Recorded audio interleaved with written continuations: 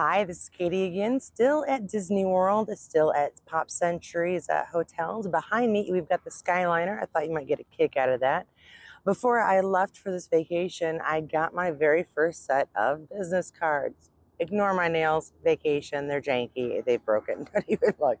But I just wanted to show you that because it's kind of a cool little moment for this channel to get cards, and now I can hand them out. Although, I did not put a QR code on the back, and I should have done that. So the next batch is getting a QR code. A momentous occasion. I wanted to share that. Thought that was kind of cool. Now, yesterday when I posted the video for last week's review, I found out that Paramount in its infinite wisdom went ahead and aired the animated episode. And so, of course, I convinced my daughter and my husband to sit down, watch it together. My daughter really loves Prodigy. I told her there was an animated version of my show with Spock and that we might want to take a look. And she agreed to watch it, decided not to help me review, but she did say, "It was good, Ma. It was good." So that's the official review of the 8-year-old of the household. I'm going to give you the review for the 48-year-old in the household for Star Trek Strange New Worlds Season 2, Episode 7. Wow, already? Those old scientists, and gotta love the TOS of it all. Let's respect where we're coming from. Slightly before Kirk's time, but still I thought that was a cool little twist on the TOS. So this episode is about the Strange New Worlds crew discovering a portal, but it's also about our Lower Decks crew discovering the Strange New Worlds crew as they go and take a look at this artifact discovered by Orions, the Enterprise. We're not really sure, but we will find out. So we've got a setup for the plot there, and Boimler is sent back in time accidentally by Rutherford as they take a little picture about their mission. And that is how our story begins. Poor Boimler is stuck in 120 years in the past. He's not supposed to change the timeline, but well, he's Boimler, so things don't go exactly as planned. So these are my standout scenes. My first standout scene is going to be Spock smiles. All right, so yeah, the laughter at the portal is our first clue that Spock's trying a little something different and freaks the heck out of Boimler. That was weird, but I'll tell you what, Spock smiling is just plain creepy. It's wrong. You have laughter, but at the same time, it was freaky. I think that was Boimler's word. It was kind of just shivers up the spine. Just wrong, so much wrong. But Spock is apparently experimenting with his human emotions, the influence of Chapel, as we find out later, though Boimler is very concerned that it's him. And yeah, that Spock smiling, that was a moment that I don't think we need to revisit much. My second standout scene is the mix-up in Una being a pinup girl. And the mix-up on the meaning is hilarious because Una is, of course, not someone who would want to be a pinup girl. She's smart, yes, she's very lovely, but her intelligence is what makes her her. And so she's fairly insulted, embarrassed, and it's nice that Mariner clears that up in the end. But Una is the poster child for Starfleet. All of the difficulties she went through in that trial in the second episode, and not only is her motto part of her poster, but I think the fact that she is recognized for where she came from, who she is, and what she became, inspiring the next generation of explorers. That was really amazing and beautiful, and I'm really glad they included that. It wasn't something I expected at all. My third standout scene is going to be Uhura relaxing. Yeah, Uhura is not one to go chill out and just go hang, though we see her laughing and having a good time occasionally in other episodes. She is often working and learning. She's on the lower rung of the ladder, and how else do you climb but with practice and work? And so she is very dedicated. But Mariner, also dedicated, she just doesn't like to admit it, decides that Uhura needs a break, and so she takes Uhura out. The Orion Deluxe is hilarious at the end.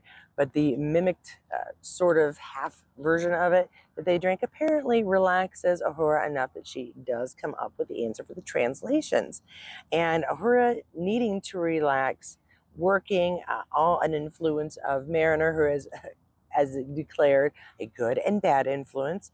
It reboots her brain. Mariner is great because she knows all of the regulations that allow you to slack off, and none of this would happen unless Mariner was oddly obsessive about Starfleet, although she, again, just doesn't like to admit it. And my last one is everyone is just a fan. And kind of like last episode recognized our love of Hemmer, I love that this episode recognizes just the fans being utter fans. And everyone is a fan of somebody. We have Boimler, who is obsessive about Una, Mariner, who is obsessive about Ahura, who's obsessive about Hoshi. Even Eric gets in on it and is adoring Mayweather, who wouldn't adore Mayweather? I'm sure if we had on, she'd be all about Reed, and it would just go on and on and on. Pelia might have known Tucker at some point. I taught him in his something or other class. It would have been great. But Spock is just exhausted by all the fandomness, and so it's good that we are getting to the end because it is getting a little silly. But again, I got down here that it's funny that Mariner, out of all of them, is the one who seems to know the most. She has the most odd trivia, the most interesting facts, and not that Boimler's any slouch. He knows his stuff too, but it is funny that Mariner's the one who pipes up with that last little bit of information. And now I'm at that halfway point. This time I'm going to remember to say, if you're here, if you're enjoying this, if you like the view, well, the view won't be back next week, but I will be on site again in another 2 weeks in Vegas. Go ahead, go ahead, subscribe, hit that notification bell so you'll know when I'm posting next time. Once the season is over, I will be back to my updates of what the actors are doing. And right now we know a lot of stuff is happening behind the scenes with the strike. So yes, that information will be coming from the site as well. So please join me for those. If you want to give me a thanks, go ahead and do that below. Of course, you can always join and be a member or a Patreon. You're getting a little extra information about my trip now. Here comes somebody. And we're moving on to the honorable mentions. Do you like my little cue cards? Let me know below. They didn't take me a lot of work, but it was fun picking out or trying to find paper. I loved the opening and closing with the animation. Not only are we opening with the Lower Decks crew, which is obviously animated, but the opening title was great. It was exact and yet a little extra just because they could. My favorite is the alien with the hold of the nacelle as the Enterprise is going by. It was great. It was just enough animation to go, oh, this is fun, and yet entirely recognizable as our normal intro. So it was great. It was wonderful there. My next honorable mention, because this episode would not have been this episode without it, is Orion scientists, the scientific Orions, Tendi's ancestors. We get the Devar is the ship that is there to discover. Still think Enterprise got there first, but to discover the portal. And it was fun to see that despite being Orions, who are scientists and very dedicated to being known as scientists, they still stole the artifact and then wanted to get it back, give it back with trade. It wasn't until, of course, the revelation of the connection between the people there that they were able to get it back with no trade. But it was fun that Orionness, that little something gained, is still there. Now we've got Boimler can't stop hinting at the future for my next honorable mention. And now La'an goes over protocol. He definitely doesn't want to mess up the future, but he just can't help letting things slip. The great thing is that all the things that he slipped actually help to push the events forward. So he was always supposed to be there. Mariner was always supposed to be there. They didn't change anything. They, kind of like Outlander does, affected the future as it was supposed to happen. So that was kind of cool. But it was so funny that he between the mentioning of Pike's birthday, the mentioning of who Spock will be in the future, and the major changes he made to ship systems to track the Orions. I mean, left and right, he's making changes. It's a good thing that his effects were supposed to happen, because otherwise, I think that the entire Starfleet could have exploded. What we saw in the Kirk Lawn episode would be child's play compared to the damage done. Oh, Boimler, gotta love it. And that leads me to the Enterprise crew just kind of going with it. Because animation and live action is obviously going to appear so differently. The actions are different. Sometimes the speech is different. The speed in which things happen are different. It was funny to watch them mesh that and acknowledge that there are differences. Oh, they speak so slow, don't they?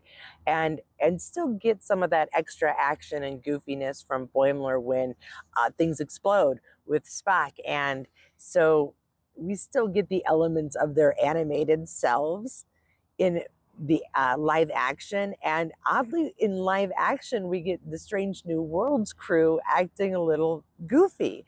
And it was a fun mesh of both styles, especially, of course, at the end, again, where we go animated with the Strange New Worlds crew. Spock's arm is wonderful. Erica's eyes are huge. But everybody, you can tell the crew, they had to have so much fun making that, the cast did. And to voice just something kind of off. Yeah, that had to be great. As much as it was wonderful, I am sure, for the Lower Decks crew to be live action for a little while. And they did a wonderful job. It was fantastic. The only strange complaint I might have is Boimler's hair wasn't quite purple enough for my liking, but that's just my opinion. And that's going to lead me right into my closing. What did I think? Well, of course, it was a thumbs up. It was so good. And look, my thumbs up actually looks a little more like a thumb today. I'm very proud of that. But Boimler's hair not being quite purple was just a little nitpicky thing. It wasn't the right shade of purple. This is not the right shade of purple either. This is sun-bleached from Florida purple. But that was just, again, a little personal thing. The cosplay that my mother made for me, yes, my mommy made my clothes for me, and I am not embarrassed to admit it. She's fantastic. The design I gave her is a little off, though, so I just realized while we were watching it that the hem at the bottom of the shirt is completely different on mine, but I'm good with it. It looks fantastic, and I cannot wait to dress up for it.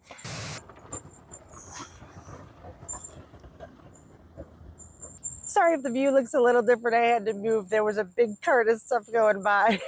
I had to get up and scooch. I'm just barely on the sidewalk. Oh, someone else was coming, so I'm going to be quick. I just, in general, love the switch between the animation and live action scenes.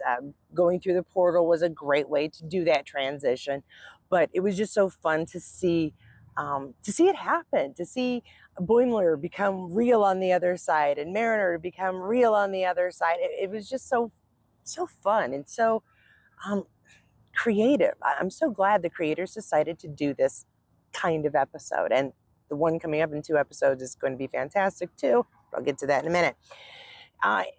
This episode was everything we expected. It was actually better than what we expected. We expected it to be a little funny and a little silly as we see our 2D characters in 3D and the opposite, 3D characters in 2D. And the fact that they were having a little something extra to drink, which made them feel 2D-ish, was a fun little addition to the story and explanation as well. And really, I enjoyed La'an's little aside giving Boimler advice about not making too many connections, because I think they're going to miss these folks. It was nice to get to know them. Romanticness aside, there wasn't any. It was just all love for who they were. And it'll be interesting to see how that affects the Lower Decks crew come September 7th, which is an exciting bit of information to know that's coming so early. Paramount taking full advantage of what they have left of Star Trek this year to air, because we have no idea when anything new will be made. Section 31, I believe, is supposed to be getting its start filming in October, but unless that strike is resolved, we don't know what's going to happen. So here's to hoping. Now, as far as Vegas goes, I'm still going to be doing a review with anybody who'd like to join me if you're going to the Las Vegas convention. I realize that a lot of things are changing. There's been a lot of cancellations again due to that strike, but it still should be a fun time. It's the fans getting together and talking about what we really love. And since they will be airing a musical episode while we're there, I think it'll be a fun opportunity to get to know some of you. So again, if you're going to be in Las Vegas for the Star Trek convention during the airing of the 9th episode, I believe, please let me know that if you'd like to join me in a review. It might be a standout scenes. We might just gab for a little bit about it and pick out things that we've really enjoyed on the spot. I'm not really concerned about it being perfect. I just want to have a good chat about a good episode and be mildly consistent on the channel about them coming out, and others being able to have a place to chat about it in the comments. So let me know. If you'd like more content, don't forget I did put out the episode review for the last episode yesterday, and so that's up if you've missed it. And until I see you again, check out those videos and I'll see you there.